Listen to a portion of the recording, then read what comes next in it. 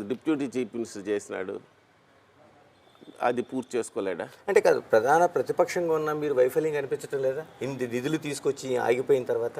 అంటే ప్రతిపక్ష పార్టీగా నేను పోరాటాలు చేయగలను, ప్రజలను స్పందించగలను. నేను కాలనడక పెట్టాను.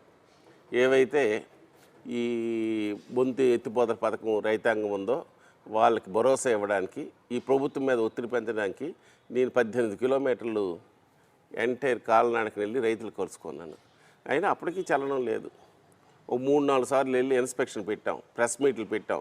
అది చేయవలసింది ఈ రాష్ట్ర ప్రభుత్వం. మళ్ళీ మేము అధికారంలోకి వచ్చిన తర్వాత అది పూర్తి చేస్తాం. అలాగే ఈ నియోజకవర్గంలో మేము చేసిన పనులు, తాగునీరు సమస్య జలుమూరు మండలానికి, సారుకోట మండలానికి ఉందని 28 కోట్ల రూపాయలు ఒక నిధుల నుంచి, 20 కోట్లు ఇంకో నిధుల నుంచి 48 కోట్లు శ్రీమొక్కలింగం ఎత్తిపోతల పథకం ద్వారా మంజూరు చేస్తే పనులు కలిపి 70% పూర్తి చేసాం మా టైంలో. ఈవేళ అరకొర పనులు చేసి అక్కడికి ఆపిస్తున్నారు. పూర్తి కాని పరిస్థితిలో ఉంది. ఏ లక్ష్యాలతో అయితే మేము మంజూరు చేశామో ఆ లక్ష్యం నెరవేరలేదు. ఈవేళ కలిపి తాగునీరు ప్రతి ఇంటికి వెళ్ళే పరిస్థితి లేదు, ప్రతి ఊరికి వెళ్ళే పరిస్థితి లేదు. అవన్నీ మళ్ళీ మేము వచ్చిన తర్వాత పూర్తి చేస్తాం. అలాగే శ్రీమొక్కలింగం అంది మా నర్సనపేట నియోజకవర్గంలో కాదు, ఇది మొత్తం ఉత్తరాంధ్రకి, అలాగే ఈ దేశంలోనే దక్షిణ కాశీ అని పిలువబడే శ్రీమొక్కలింగం అభివృద్ధికి, మాడా వీధిలో వెళ్ళిన అభివృద్ధికి నేను 20 కోట్ల రూపాయలు మంజూరు చేయించాను. పనులు కలిపి స్టార్ట్ చేయించి పనులు జరుగుతుంటే గవర్నమెంట్ మారిపోయింది. ఇవాళ ఆ పనులు కలిపి మధ్యలో ఆగిపోయాయి. శ్రీమొక్కలింగంకి సపరేట్గా 4 ప్రాంతాల నుంచి రావడానికి దానికి కావలసిన రోడ్స్ కలిపి ఏర్పాటు చేసాం.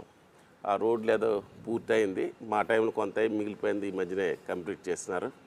అంటే ఏది పని ఎక్కడికి ఆగిపోయిందో అవి పూర్తి చేయలేని అసమర్థత పాలన అక్కడ ఉంది.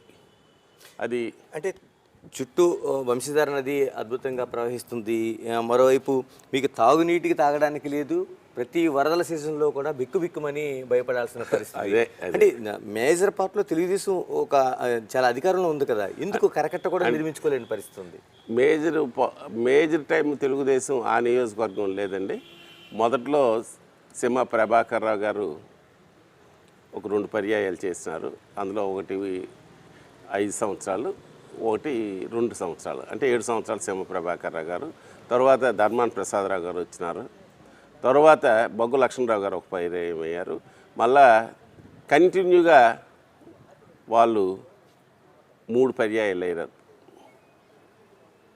అక్కడ కృష్ణదాస్ గారు ఒక 2 పర్యాయాలు, ప్రసాద్ గారు ఒక పర్యాయం అయినప్పటికీ అక్కడ ఈ వంశధార ప్రాజెక్టు వరదల గురించి వాళ్ళు ఏమీ దృష్టి పెట్టలేదు. నేను శాసనసభ్యుని అయిన తర్వాత కరకట్టల నిర్మాణానికి కావాల్సిన ల్యాండ్ ఎక్విజిషన్ కలిపి పూర్తి చేయించాను. ఈ లోపల ప్రభుత్వం మారిపోయింది. మళ్ళీ అధికారంకి వచ్చిన తర్వాత దాని మీద ప్రత్యేకమైన దృష్టి కేంద్రీకరించి కరకట్టలు కలిపి పనులు కలిపి పూర్తి చేయిస్తాను. మరి వాళ్ళకి అసమర్థత పరిపాలన అనడానికి ఉదాహరణ అదే కదా. ల్యాండ్ ఎక్విజిషన్ పూర్తి అయిన తర్వాత కలిపి పనులు చేయించడానికి పరిస్థితిలో ఉన్నారంటే ల్యాండ్ ఎక్విజిషన్ అయిపోయి రైతులకు నష్టపరిహారం కలిపి ఇప్పించాను నా టైంలోనే.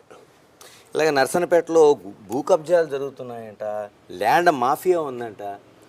అంటే ఉన్న ప్రజలకు ఏ సౌకర్యం లేదు, కానీ ఇంత ఎందుకు మాఫియా ఇంత తీవ్ర స్థాయిలో రెచ్చిపోతుంది?